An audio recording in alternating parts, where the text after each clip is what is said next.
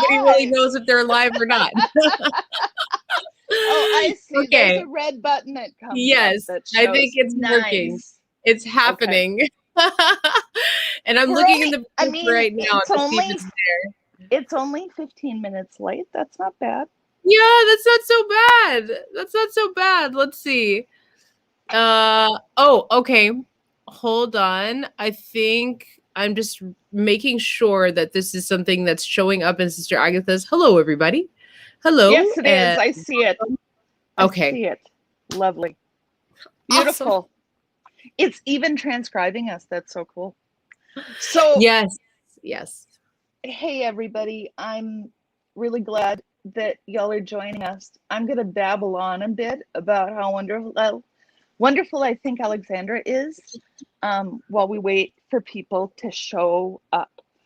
And so this story starts, as many stories, it starts with George Floyd and the events that started the formation of Sister Agathas, and that also started the formation of the Wall of Moms, which actually the what happened in the Wall of Moms really made me unsure about going forward with Sister Agathas at the time, as I think about it. And so one of the things that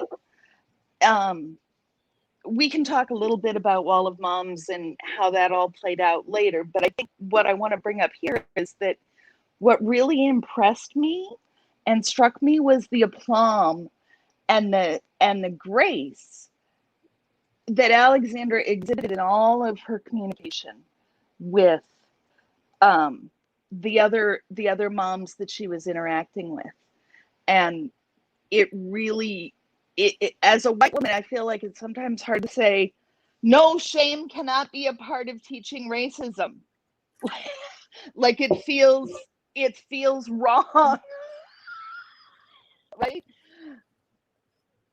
But it also has always felt to me like that's you can't learn with shame, so you're not going to learn with shame.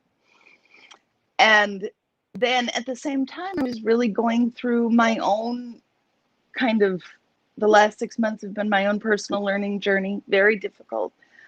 And meeting with Alexandra was something that I almost felt led to do. It was just this niggling in the back of my head that it might be something that would be useful from a spiritual perspective. And what I wanted was to speak with someone who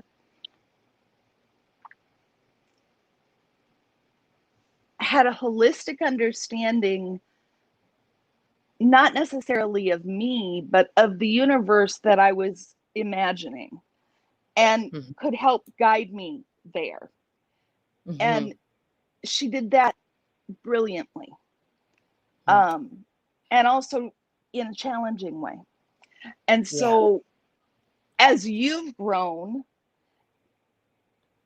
and I've grown and I've watched what you've done, I've just become more and more interested in your work and the intersection of your work and my work.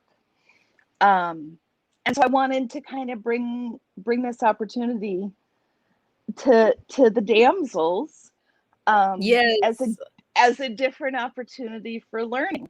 So there's my long-winded introduction, and hopefully somebody's hopefully I've stalled long enough for somebody to show up, and if not, people will come up and later, so that's fine. Thank you, Karrie, for opening the doors here at Sister Agathas Academy for White Damsels. I see people here. It's okay to say hello. Don't be afraid. I want to say, especially, I want to address the guilt and shame thing. Hi, Litsa. Hello. Litsa, hi. Hi. I especially want to address the guilt and shame, and that is, if you're engaging with these subjects, you're going to feel guilt and shame. You're going to feel frustration, humiliation, embarrassment. Like, you're going to feel it all. But hi, Simone. Hi, Simone. In my work, I don't use shaming, guilting. I don't use manipulative, oppressive tactics because people, it's personal. It doesn't work. It just doesn't work. Hi, Erica.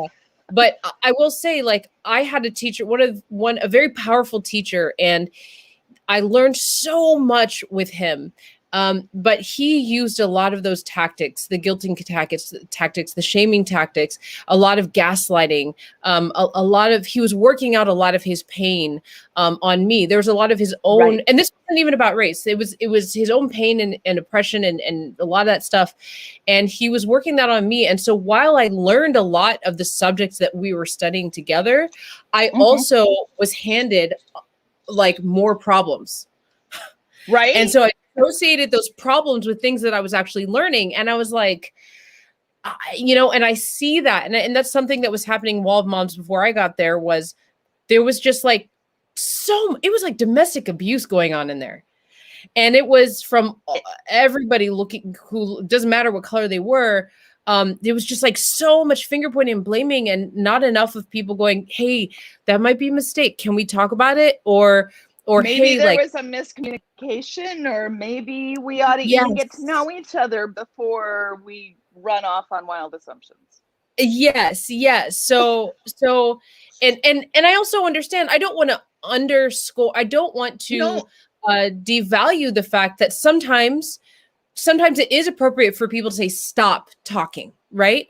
But we don't have to bully people, we don't have to demean them. We can always open, even if we're creating boundaries, we can always open a door. It might not be a door to my space, but we can always open a door to, like, you might want to look up this, you might want to look this over here, you might not understand the given circumstances. There's always a way, no matter what's going on, to treat each other like human beings. And that's part of our work.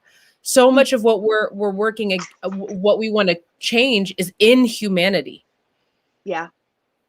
Which kind of leads to my question. So I've got several questions, and Yes. I think Alex. Can I call you Alex? Alexandra. I want Alexandra, yes, to shorten it to Alex, but I don't. everybody You does. know, I don't let I them. figured that's why it's Alexandra. So there's several questions, and I think you outlined them in the things there. But I guess that one we'll come back to. But the one I want to touch up on, the first was just part of what attracted me to you. But I also hear is a real concern of a lot of people is spirituality and religion, and how is that integrated in what you do, especially for folks who don't identify as spiritual or Okay. religious. I'm so glad that you're asking this because it's something, as I kind of like redesign how people see me or whatever. Hi, Simone. I don't know if I said hi to Simone yet. Hello, welcome. It's something that I need to redefine and start posting about, because I'm not religious and I'm a deeply spiritual person, and I do follow a specific spirituality, but it's also mostly private. It's just for me. When I say spirituality, I mean that which comes from within, who you really are, your highest source of how you are looking at things. And also one thing that we can all connect on, no matter what our experience is, how we feel about ourselves, wherever we are in this life, whoever we are, is that we are all having the spiritual journey that is being a human being. And so this is why I keep coming back to spirituality. And look, I'll tell you, in my clientele and in my classes and who I work with and colleagues and collaborate with, I am connected to people everywhere from conservatively Christian to, like, sacrificing to altar. I mean, like, the range. We all have to look, we all have to live here together. And even if we don't always agree with everything that people are always doing all the time, we do have to find a way to unify. And though it might not be your way to maybe speak to someone whose religion is very different than your own, there's still something to be learned from each other. So when I teach, it is an open space. It doesn't matter what religion you are. When I say spirituality, I just mean that perspective and that truth that comes from deep within you, your spirit. Some people think of it as like their heart or their soul. I just use spirituality because it's a term that I think people like can sort of get easily, even if you need like a hint from me of what I'm talking about. I think that makes a lot of sense. My background is very, I was raised Unitarian, so, it was learning about everything. And I think that, sorry, I just got distracted. That's okay. Point gone. But I totally agree with you. You know, point It's gone. But Thursday yes, night party. It's after 6. Our brains start turning off. I think right. I think what I was gonna like being what the way I've experienced it lately is being like self-consistent and being integrated. Uh-huh.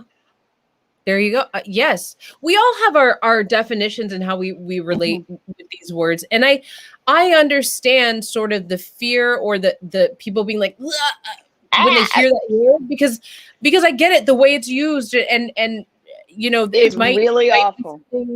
It can be used in so many different ways that are not great, and it also sometimes, you know, I personally am not Christian, but my whole family is. So I understand, like, I have some respect there for that.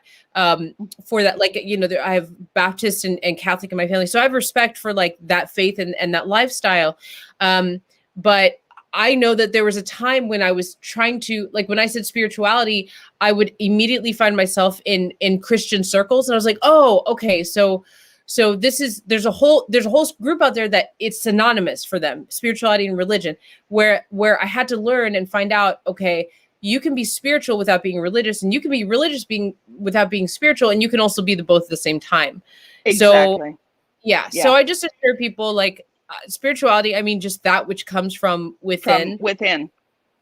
and that's all Your I mean. inner knowing, making sure it's integrated with who you are Yeah. and work. Yes. Yeah. And I truly Yeah. believe that, and this is something that I think it's coming out more now, but I feel like I just wasn't seeing a lot of when we were talking about like dismantling racism and white supremacism and, like, you know, learning and doing the work, whatever that is that I hold true that if you have any curiosity, so anybody in this group, okay, Yeah. if you have any curiosity about the subjects of race, white supremacism, maybe white privilege, you know, all these things, if you have any curiosity, if you're activated in any way, even if you're activated in a way that doesn't feel so great because it's attached to something that you know is wrapped in oppression and manipulation, a whole bunch of other things.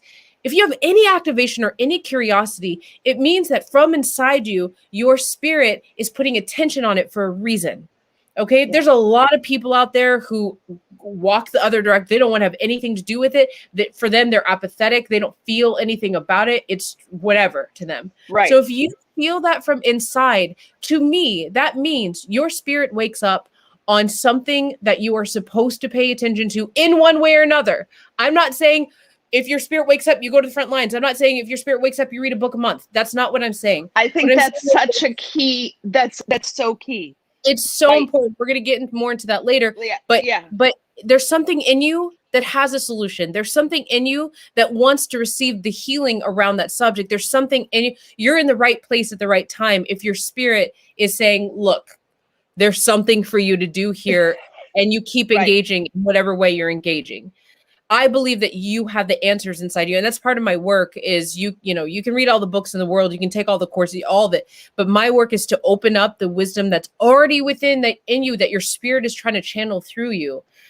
That can help make a better world, that can heal, that can create justice, that can help you understand how to do this in the flow of your life, rather than it feeling like anti-racism is this thing where you like clock in at work, and you know, it doesn't have to feel like that. It actually can and that's live. That speaks a lot to my integration of as women, right? This enmeshment of learning that creates something bigger than the whole of the parts, right? Yeah. Yes. So going on to that, as women and many of us as moms. Yes. And I know this question comes up a lot. Yeah. How do you think being a mom is complicated or shaped by racism? Well, I mean, everything is complicated by racism. Well, everything. Yeah. Because it's an abomination of nature. I was about to say bad. I mean, it's abomination of nature. It is against everything that is love and embracing and protective and of the deepest truth. It is a brilliant, nasty, toxic, monster wrapped in genocide and oppression and human trafficking and all of that. It is against everything that mother represents. So it's in it of itself, it's divisive in it of itself. And then when we're talking about like role of mother, okay, the bringer of manifested creation, the protector of the seed, the nourisher of the seed, the nourisher of the growing future, okay, all of that all of that is the polar opposite of the spirit that is racism. So if we want to look at it, and that's what I mean by looking at spiritually, by the way, looking at it in those terms, they are I'm going to use this word very specifically here. They are enemies. Racism and motherhood are enemies of each other. Racism and good, us, but I would say they're exact opposite ends of the scale. You bring to mind a passage I read that struck me and has really stayed with me. Yeah. The diary of a white woman who was married to a Confederate officer during the war. Yeah. And in her diary, it talks about how she went to market and it was slave day, and she watched the children being separated from their mother. And the next line is that she had to take a dose of laudanum so that she could come back to her rational self and not go in and reconcile what had been done. And that spoke to me of the, like, it's like this joint slavery, right? It's like we're locked together. First, I want you to send me, if you can find it, where you found that. I would love to share that with people. Dismantling racism and white supremacism is healing for everyone. That's why you might hear things when people are saying to white people, like, this is your work. It is just your work. You're supposed to do this work. It's about you too. And and the thing is like, look, when the human trafficking was right there in our faces, we still do this, but we don't, it's not like in front of us anymore.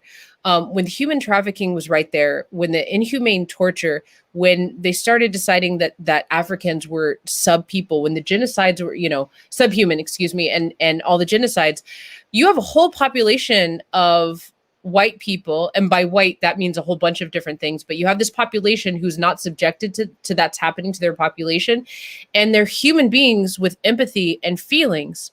And so you have to convince them, you have to justify and classify and convince them that this is okay, or you have to distract them, right? There's lots of different things that can be done, but these are the two big things. You have to convince them, or you have to distract them, or you have to put fear of, or you have to make them very, very afraid. You have to make them very scared. You can radicalize them. I mean, we just saw what happened in the Capitol. That's never happened.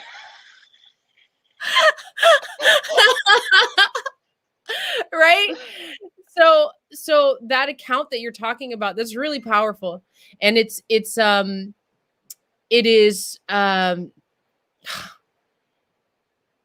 this was happening to white people too. It manifested differently, but ultimately, I'm going to use a bad word. Ultimately, the creation of racism, white supremacy, it fucked everybody. Okay, and we really have to get clear on that when you are doing the work, everybody. Yeah, whenever you're doing the work, whatever that work is for you, right? Yeah. That yes, you might be speaking on behalf of a marginalized community. You might be helping build something, with the at-risk community, but it is also for you. You can't take you out of it. I don't totally it's impossible. Yeah, it's impossible. And I don't totally love philosophies that are like, it's selfless work. It's not. Your self-interest for your own healing is in this. Racism is like a ball rolling down a hill, and it will pick us, every one of us, up. It doesn't care. It's a nasty, brilliant beast. Yes. Okay, so I've got one last question, and then I think we had a couple that people posted. So I will look for those. If you have questions in this group, please do, you guys post ask them now, because I'll stay for a little bit and ask them. Oh, and then we need to talk about your wonderful amazingness that offer. Yeah. That's important. So the last thing, you talk a lot about finding your lane. Yeah. And I grew up hearing that from girls, stay in your lane, right? And so but when you said it, it really opened up that meaning. Yes. And the word I put on it and wrote down is contextuality, but I'd love you to talk about that a little bit. Okay. So I too, the first times I was hearing stay in your lane, I was hearing it in social media as like not used in a nice way, basically.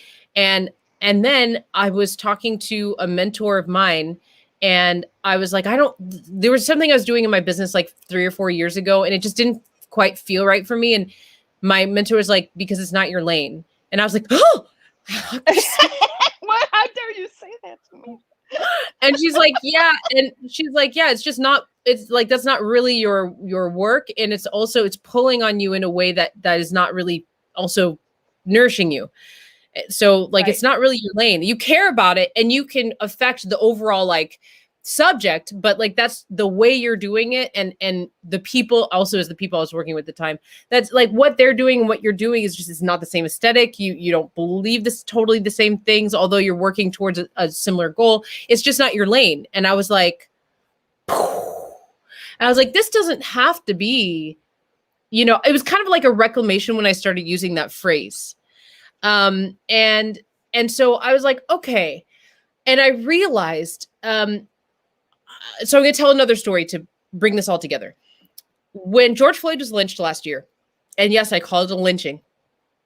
I had to get online because my inbox was flooding with people wanting me to validate them or no one checking in on me. A lot of people being like, what can I do? I feel my feelings about that. I feel so bad about this. No one asking me how I feel. No one asking you, are you doing okay? Right? Like I live in Portland, Oregon. Like all these riots are happening. Like, are you safe? Nothing. A lot of people expressing their feelings. And I was like, look, I have the Black Mentor program for white people already. Just come and like hire my time and we can get into it. And you can feel whatever you need to feel in that moment. I created that for that because I will sit with somebody, if white people need to work through white guilt, I have a space for that. Okay. We can do it. And I just don't want to do it like walking around in my daily life when I also am dealing with the trauma of seeing someone, yet another person who looks like me lynched in the street and all of social media. That's not your job on the street and with random. It's not my job on the street. That's not your job on that. Yes. Yes. And that's part of the navigation that I try to give people. It's like, understand when and where and how and the given circumstances of, and then if you make a mistake, learn how to gracefully like, oh, okay, what did I just learn? Okay, and then exactly. Right. So what was happening was all these people were showing up and I was like, I finally came online because I have a lot of groups of friends all over the world. And I was like, look, if you are not doing something, we're not friends. If you're not doing something right now, we're not friends. That's all I was saying. I didn't say you had to do a certain thing, but a lot of people reacted to me. And it really was a boundary. What I was saying was if you aren't doing something, whatever your thing is, then you're not going to want to be friends with me because this is a focus for me right now. This is traumatic for me right now. And I cannot hold space for those who are not taking some part. Okay, so the reaction I got from a lot of people were like, I can't go to the streets. I can't do this. I can't do that. This is too sad. And I was like, why are you telling me what you can't do? and a lot of them were doing something, but they Right? weren't confident in what. Some of them were donating. Some of them were already, I had a friend who had a group that was tithing towards like a nonprofit. Like they already were doing so. And I was like, look, you have to be responsible for your own feelings. And you have to know that just because you're hearing a message of like, do the work, get active, white people have work to do, it doesn't mean that you should step into a lane that's not yours. It doesn't mean that you should go to the front lines and get tear gassed. It doesn't mean that is not what I'm saying. I'm just saying do something. Do something. And right? something can be really little. Something it can be really little in comparison to getting tear gassed every night for 30 nights in a row.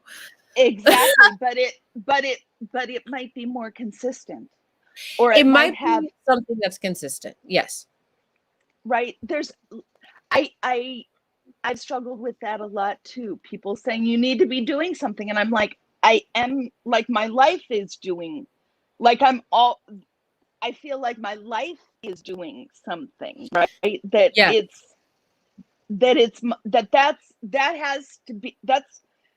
total.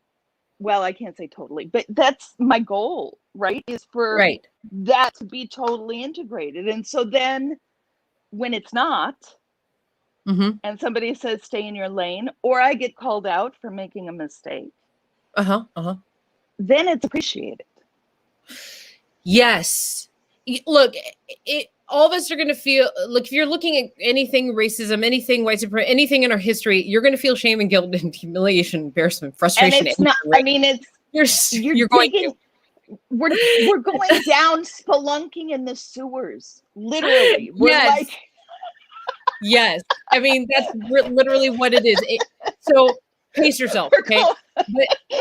But like, you do have to, it's important to me that, and this is the one thing I want white people to do.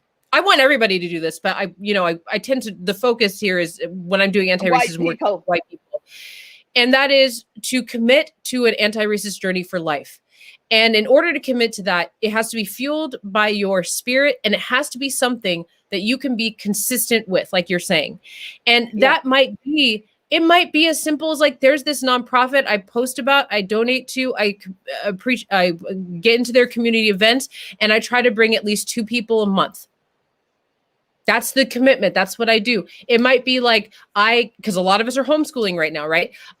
When I homeschool, I use this homeschool thing, this, unlearning of the history that is in normal school systems. I teach this in my home, and I make sure my kids got it. That's a lot right there.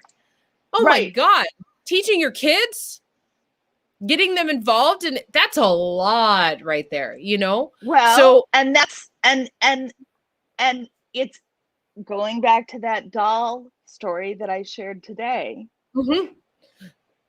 I have a friend of mine who's Black, so she's over with my daughter and her daughters, and my daughter was so sweet. She says, here, let's put some of this ointment on you. It'll make your skin lighter. Totally innocently. And Sarah said, well, why would I want my skin lighter? She just responded to it. At the same time, she could tell as many stories of her kids jumping to the same kinds of conclusions. About me. Right? Because what did she mean? Just out of curiosity, what did she mean though? Was it because she makes her skin lighter with the ointment? No, it was because she just had some ointment and she liked the ointment, and she was like 4 or 5 at the time, and she wanted to put the ointment was white, and she was putting it on Zara's skin. Oh, so it wasn't. She just thought, no, it wasn't skin lightening cream. No, it wasn't. Not at all. It was she just, the color of the cream was white, and so she was like, "It'll make your skin whiter." It was she wasn't even thinking whiter. She was just describing that. Like what happens when you put it on your skin? It's like this. It's like if you eat a blueberry, your mouth is blue. Exactly. Okay. And of course, you would see that on your skin. You would not necessarily see that on my skin, right? So that's all my daughter was doing. But it was also the way it was received, but also the interactions between us, where we both saw these little things, the kids would say this, the kids would say that, and we just look at each other like, where do they even come up with these ideas? It's in the culture. I mean, it's like this innocent thing, but then there's a whole context around it that you don't even know how much of what one child or the other child is exposed to. And so it's like, it's innocent. It probably is innocent, but at the same time, that doesn't mean it doesn't need to be addressed and discussed, right? Like, exactly. It still needs to be addressed and discussed. And I guess, that's the piece. You can't just ignore those things, right? You can't just ignore those things, and a lot of it honestly is just exploration with your kids and finding out like where, what, Lisa is saying kids are sponges. Yes. Yes. It's like, I'm a kid. Look, I don't have my own kids, but I've been working with kids for as long as I can remember. And I study, I've been a co-parent, and I've been with kids as of now. I teach kids of all ages, dance, theater, I worked in a Waldorf school for a while. And as of now, for a decade now, I've been with kids all under the age of 5 and multiples most of the time.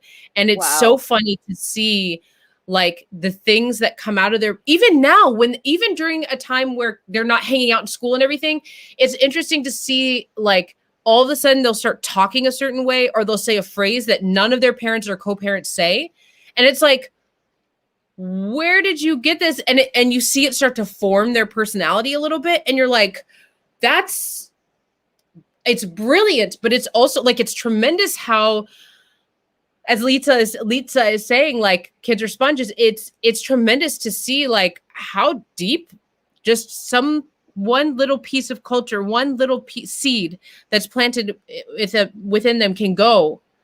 And I want to say, like, coming back to the being in our lane thing, if you are feeling like all that nasty stuff that comes with engaging with the, the subject of race, and you see out there all of the people who are expressing the pain, the generational trauma, the confusion, the pressure, the oppression and manipulation, then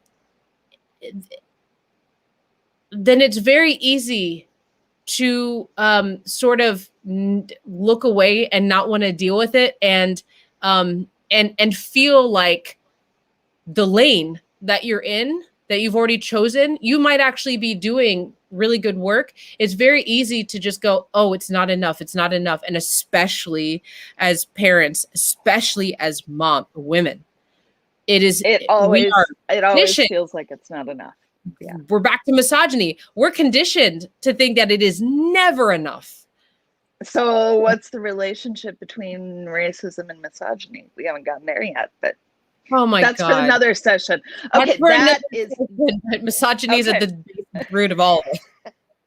Okay, so the one of the questions that was submitted, I'm just gonna find here. Please. Lisa is saying power. Yeah. Maybe Lisa can type it in really quick. She was asking about how she can introduce more diversity into her group of white people, and and how to do that without making it the job of the Black people that are being included. Well, first of all, I don't know what you mean by your group. If it's like an online I think group, she meant social group or work group. Okay. I've got two messages. There's all sorts of ways. I mean, first, you kind of have to. First, it's important to understand your group, right? Like, you might have a group that is adamantly against that. I have been hired for a social group. Okay. let me just say this real quick point. I've been hired in groups to do group trainings and discussions and talk about allyship and accomplishment and how that can be fit into the flow of your life and everything. And I always survey the groups first. And there's always a good 15-ish to 20% of people are like, this has nothing to do with my life. I don't want to have anything to do with this. Racism is, they have all the stories about how racism made up in like it's 2020 or whatever year it was. And so it's important to know, what the first part is discovery, because when we're talking about dismantling racism and we're talking about, introducing more culture, we're talking about the long run. There's no easy quick fix to this. This is why I say it needs to fit into your life. It needs to be something that fits into your life and just how you do your life, and Part something that feels good for your spirit. Yeah, it needs to feel good for your spirit, so it doesn't feel like you're just clocking in at work and stuff like that. So it's important that, and this is also about being in your lane. You got to find out in your social group. You kind of got to test the waters and see if they're interested in that, because if they are not, your efforts are going to make you want to quit, because it's just going to cause more issues for you. You're already dealing with this nasty brilliant beast as racism is already like warrior work. Okay, so to put yourself in situations, but I also recognize being the person in a group who's awake and alive and understands and is surrounded by people in a social group or in a family or in a workplace that does not. And there's this thing of just like, I might be the one here. I might be the one to change this. So the first thing is I would just test out to see like, okay, what is it here that. And what do I even want to do? I mean, just what do I even want to do? What's my lane? Am I somebody to have long, deep conversations? Is that my lane? Or am I somebody to bring culture that's fun and it's something that we can be light about? Am I one to hold a book club or a movie viewing club, education? Am I one to, right? She's saying, I'm more inclined to step outside rather than try to drag others along. Okay, so then start with yourself, right? Bring culture from Black people, from Hispanic people, from Lisa. Are you in the United States? Yeah, she is. She's okay. in Portland. You're in Portland. Okay. So getting involved, there's so many different ways to get involved in multicultural communities in Portland. So you have to start with yourself. Find something that feels good to you, can be aligned with your spirit. And then I would start talking about it like it's just the normal thing to do, because it is going to be the normal thing for you to do. Then you start inviting people in. And then you'll know real quick when you start inviting people in, because they'll start saying things to you like, but why? Why is this important? If they're starting to have the conversations with you, then you know kind of where they stand. Yeah. Does this make sense? Is that helpful? Start with you. Make it just a normal thing that you're doing. And then invite people. I think that's a great big plan. Deal. Yeah. Yeah. It's a little easier with social groups than your family, I think, personally. I think it depends on the social group. Well, yeah, you're right. You're right about that. That is too general. Family is its own thing. She's saying yes, but. Yes, but. Yes, but. I think the yes, but is what we're going to discuss. What you're offering us in this new offering you've got. I think that's the yes, but. Yeah, I think we touched on a lot. Deeper. We can talk about like what this question forever, but we'll get into the offering personal piece. Yeah. So yeah, I think that's what I was going to say. I think this is a good time, unless Lisa wants. I wasn't trying to impinge on Lisa. I was just trying to transition if we had finished the question, but maybe we didn't. Okay, I'll answer just a little bit, and then we'll talk about Moms and Race special community course. Somebody's saying, and then there's another question. Oh, good. There's some more. Okay, so Lisa is saying my discomfort and not wanting to put it on others. You're always going to have discomfort when it comes to engaging with these subjects. So that's something you kind of have to lean into. You don't have to put it on others. Make it about you. Make it your work. Make it your journey. And just like when I started becoming a musician again and started inviting people, like, I have a friend who's a master drummer, famous, well known, and I'm like, okay, learning this thing, I'm not very good, and he's like, oh, let me hear it. And so, like, I sent him a little recording, and I'm like, okay, here it is. It's just part of my life. I interact with him in it the same way as I interact with a couple of my friends from college who've never known me to be a musician. And when we talk, to like, what's up? And I'm like, oh, I'm learning to play this instrument. You want to hear it? Yes. Let it be that simple. Don't start with, did you know about the 13th Amendment? Don't start with that. If it's with people who don't seem to care at all, that's not where you start. You start light. Okay. This is part of the reason pre-pandemic. This was part of the reason. Part of my practice was centered around food and meals,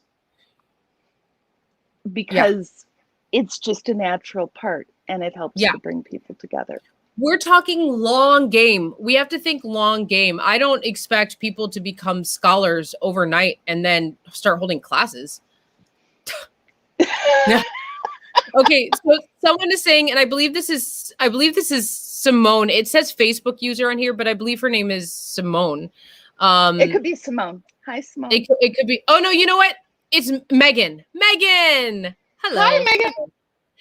I have a specific question about education. Can I reach out privately if the question isn't relevant for this talk? You can ask here, and then we'll take this question, and if there's any more, we'll take one more. And if it's oftentimes about education, it's actually something I might be covering in the thing I'm going to tell you about. But go ahead and ask it real quick. Type it in, and then if you need to answer like soon, of course, reach out to me. And then I'll let you know if it's something that you can actually learn in this course that I'm about to talk about. Go ahead and put it in there. Somebody has a smiley face. Who is this? I don't know why sometimes it just says Facebook user. I think it's because some of the people are my friend and some people aren't. Some people aren't your friend, and it's not exactly so Molly, hi. Thanks for the smiles. I don't know. It's possible that Megan isn't here anymore. So Megan, you can always reach out to me. I will. If she's not here, I'll make a point of reaching out to her as well. Yeah. And let's start talking about your offering and what you kind of cooked up. And then if we can answer another question at the end if we get another one. How is that? You know what she's saying? Megan is saying, so I teach multicultural classes. I struggle with how to help with anti-racism for hesitant folks. There's many ways to look at this. I know what my lane is. It's to help people who are ready to be helped. That's if they're not, I just don't. Now, I also am not in a community where I'm like, everybody needs to be on board. There's something to be said about striking the iron while the iron is hot. If you have an iron that's hot over here and all these people that want to learn, make that strong. If you have all these people over here who are like ice cold steel, then, eventually striking this iron over here that's hot is going to warm the ice cold steel over here. Now, having said that, if you're in a situation where you're like, I have to get these people involved, start light. There's something to be said about starting with food and music. Starting with food and music is easy, and people kind of poo-poo it, but I have found it gives people a safe entry. Yeah. Where they feel like they know even a little bit, right? It's learning this. It's like learning to say hello and goodbye in another language, almost. Yeah. Yeah. Because ultimately, if you're going to start understanding culture, then you're going to start having to, behind every culture is the themes that we see in racism, oppression, trafficking, the separation of families, colonialism and everything, right? So she's saying the person taking a college class has to get something, but I feel stuck. Yeah. So this is something that you'll probably be helped with in the course I'm going to tell you about. Also, I have the Black Mentor sessions for white people who are ready. You can find that by going to my website, www.alexandraloves, and then clicking the anti-racism tab. I highly recommend those mentor sessions for people who are ready. That's essentially what I did, because I was like, is this really what I should be doing, or is this terrible? Because, this is our ready session. So everybody's way is so different. We cannot make this a general thing. Okay. So this offering. So I'm teaching my last class for 2021 currently, called Moms and Race. And whenever I hear an outcry of like, we want to do this, but we cannot spend $300, $400. Okay. I totally get it. Anytime I hear outcry of like, there's a lot of people who want it, but can't be there, I try to figure out some way to offer what I'm teaching in a way that can be accessible, but doesn't devalue my work, and also doesn't devalue that some other people are getting the same information in a different way. The class I'm teaching right now is more like group coaching. The classes are really small. That's still open. People can join that if they want. But I heard that outcry and I was just like, okay, how am I gonna make this work, right? And so what I did was I talked with a couple of moms, a couple of community leaders, including Karrie here, and I realized that there's like, if we can get 35 people, if we can build a community around this, then I can still teach this, and it can be $97 for everybody, or it can be 100 split up in twice. Like if somebody needs to split up, it can be 50 and then 50 the next month. And so for me, I will tell you, the reason that I created this as a community course is that what I'm asking of you is, in order to get to the 35 people, I need everybody to bring 2 people. For me, one of the reasons I'm about to take a break after I teach this special community course is to do this work as gracefully as I can, as openly as I can. And I have a lot of free work that I put out there. I talk about these subjects like almost consistent for a long time. Your website is a huge resource, and yeah, you've got it amazing. Is that I realized, like, I deal with a lot of awesome people like Karrie here, but I also deal with a lot of nasty, trollish, racist, all sorts of like things I won't even say because it's just disgusting. It's awful. I've watched, yeah. Yes, you've seen it. So that is why I'm leaving this in the hands of the community. I'll show up in groups like this. If you have another group that you're like, please come talk, and I'll sign up people. I'm leaving it in the hands of all of you community who are like, yeah, I want to do this. Please go bring 2 friends, bring 10 friends, like it's 35 minutes. Find 2 friends. And if you can't find 2 friends, find 1 friend.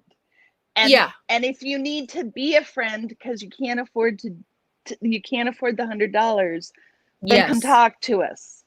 Yeah. There might be a way. There's ways. Yeah.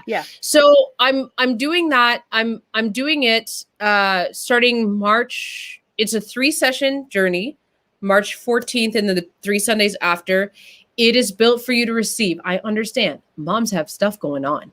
People have stuff going on, and moms come to this, community leaders come. You don't have to be a parent to come to this. A lot of people who are in education, I have a lot of teachers and community leaders. This is the kind of work that I designed for you to just receive, listen to, and receive. There's not a whole bunch of to-dos. Nobody's following you. Nobody's judging you or anything like that. And also, if you can't show up to those 3 sessions, you can just have them. You can just, receive them as recordings, right? So you don't have to like try to carve out the 90 minutes a day for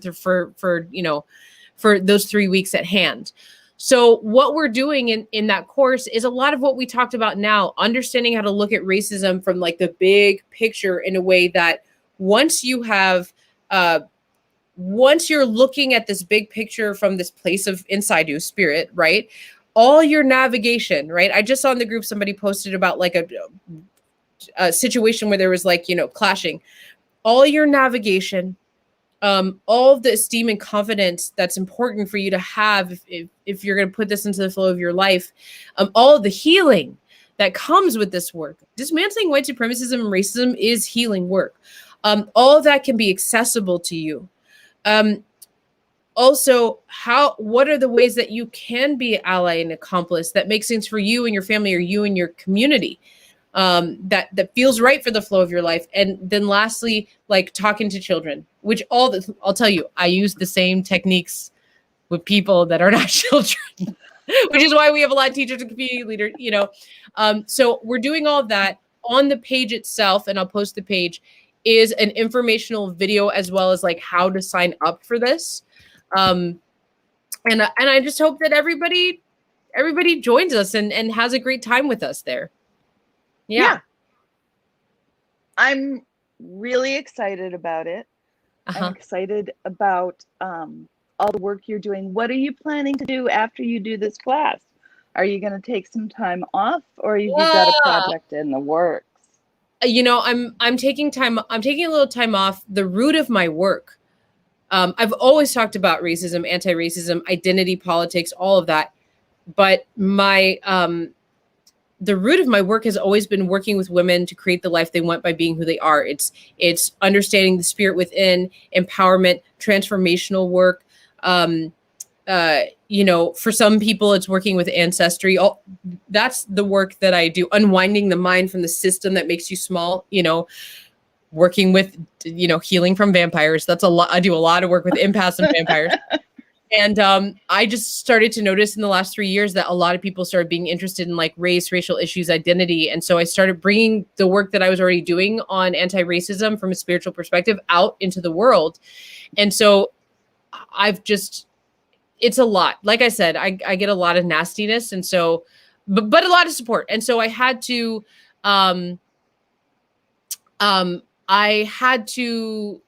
put sort of like a date where I still will talk about these things, but it won't be my main focus. I'm going back to my roots after teaching this special community course. All of my courses, I have 3 courses on anti-racism. They're always available. They're always available. Mm-hmm. Right.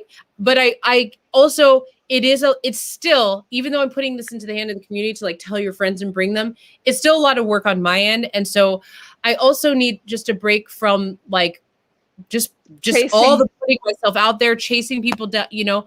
So I'm going to be just going back to creating the women's group work and the rooted work that I'm doing and seeing what has been wanting to come through me, but is like been patiently waiting while I do this other thing. While you pause to do this yes. Cleaning the bathroom and snaking the toilets. Yes. And so someone is asking, seriously, someone's asking, I believe it might be Molly, having a post media info to pass on to others would be helpful. Okay. So if you go to the link that is posted in this video, or I just posted the link, and actually, I don't know why, but it's not posting comments in some of the destinations. So I will, at the very end of this video, or I might be able to do it here right now. Give me a second. Listen to the elevator music. Well, I try to do this. Listen to the elevator music. I had this all set up beautifully, and we were going to do it through Facebook, and I had it all set up, and it didn't work. And so I canceled Facebook, and I went to Zoom, and it didn't work. And so Alexandra's running the meeting, so she's doing all my typing. Who knows? Okay. Okay. All right. Who are ready? Okay. So there we go. Now it's in there. If you go to this link, which is in this video, and also I just put it in the comments, you will see the Moms and Race Special Community Course. If you're coming out of this group, you can post in social media. Please do post it in groups. But I will tell you, this is the kind of work that you really need to talk to your friends. It's not enough to just say like, oh, come. You really do need to reach out to make your list of people, right? And reach out to the people and be like, hey, This is what it is. It's less than $100. It's, you know, made for you to receive. It's going to answer a lot of the questions you've been having. It's going to help you with your kids. You need to like enroll on this form. The enrollment form isn't even asking for your money. The enrollment form is just like, can you do this? And then when we get to that place where we have that juicy number 35, that's then when we can do it. Then we can do it, right? Because I don't want to be holding everybody's money and like, you know, all that. Like I just want it to be when people are ready, right? So yes, group of moms in the neighborhood I can invite in the Seattle. Yes, talk to each of them and just be like, you know, put it on your calendar. I'm going to talk to all of them and bring them. And you can always come to my Facebook, Alexandra Lewis, and see all the videos. Scroll, or my YouTube. She's got amazing videos, you guys. They're great. They're great. Yes. If we get 35 people on our own, dear, would you be willing to work this class with us in here in Sister Agathas? If it's 35 on your, I don't know how I'd track it through the enrollment form. We'll figure it out. Let's think about it. Yeah. If you get 35, like at this point, if I have 35 people, it's very difficult to consistently answer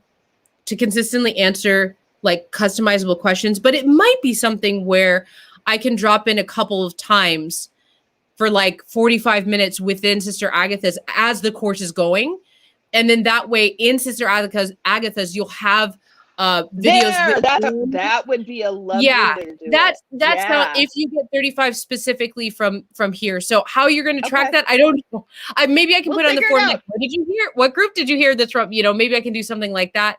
But yeah, we can work something out. I really believe 35 is not hard to get to. It really just takes like, that's why I'm saying 10 or 15 people to bring at least one person. Right. So I mean, the flip side of that is maybe we get 15 and another and we just join with some other women, because I think the secret is in getting a group of women together. I think that's where the magic is. Yeah, that's where the magic is, and people like to wait till the last minute. So this is what I say: ask now, and then remind yourself to ask again in a week. and Alexandra's right, you guys. I've been sharing this a lot, but what you may not know is I've also been talking to people about it. Right? Yeah. Like this is something you have to do a personal ask for. You have to go say, I really want to take this class, and I think it would be really great to take it with you. Yeah, do it together. Together. In anti-racism work, because it's so heavy, because all people know is that it's terrible, which it doesn't have to be, because people don't understand that it's actually healing for them. It is the kind of thing, like I said before, that, you know, you're leading the charge. Everybody's like, yeah, we're going to do it. We'll sign up for this. Absolutely. And you'll turn around and they're not there. You really do have to sometimes lead people in the water. You have to hold, and you have to hold their hands. You have to hold their hand, and they will, in the end, they will thank you for it, because this is something that will benefit them and benefit their families. And that's why I'm doing this. I'm showing up and you know, doing these chats and interviews. I'm available to do these chats and interviews in other groups that you might have. I know absolutely as well. Yeah. Okay. Yes. Thank you so much. Thank you. I hope everybody has enjoyed this. Alexandra's been able to see all your talking, and I'll have to go back and read the comments. But it's been really lovely, and I'm really excited about it. And we'll talk to all you guys later. Okay. Bye, everybody. Mwah, mwah, mwah.